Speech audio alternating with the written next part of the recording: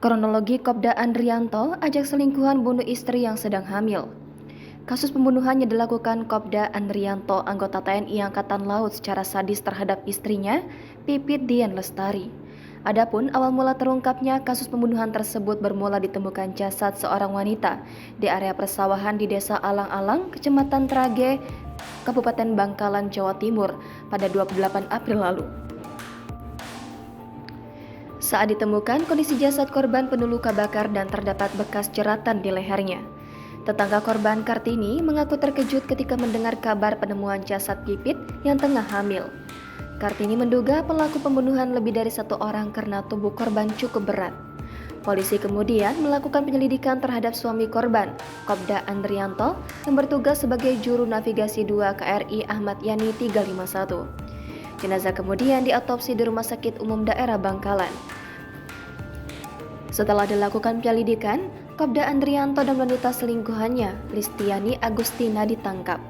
Rumah tangga Kopda Andrianto hancur setelah ia memilih selingkuh dengan Listiani Agustina.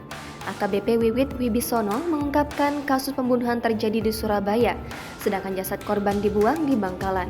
Listiani Agustina jalani persidangan di Pengadilan Negeri Surabaya, sedangkan Kopda Andrianto disidang di Pengadilan Militer. Dalam persidangan sebelumnya, Jaksa Penuntut Umum dari Kejari Tanjung Perak, Hajita Cahyo Nugroho, menyatakan terdakwa Listiani Agustina sempat melakukan 2 kali percobaan pembunuhan terhadap korban yang bernama Pipit. Kemudian percobaan pembunuhan kedua dilakukan dengan cara memasukkan racun cair ke obat herbal.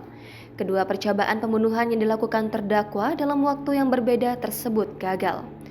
Terungkap motif Kopda Andrianto dan Listiani Agustina melakukan pembunuhan lantaran kesal terhadap korban. Selain itu, masalah ekonomi juga menjadi alasan Kopda Andrianto membunuh istrinya dengan cara memukul dan menjerat leher korban. Kopda Andrianto kemudian memanggil selingkuhannya, Listiani Agustina, untuk menghilangkan jejak pembunuhan. Keduanya membawa jasad korban ke Desa Alang-Alang, Kecamatan Trageh, Kabupaten Bangkalan menggunakan mobil. Jasad korban kemudian dibuang dan dibakar di area persawahan. Warga menemukan jasad korban keesokan harinya dalam keadaan penuh luka bakar. Download Tribun X sekarang, menghadirkan lokal menjadi Indonesia.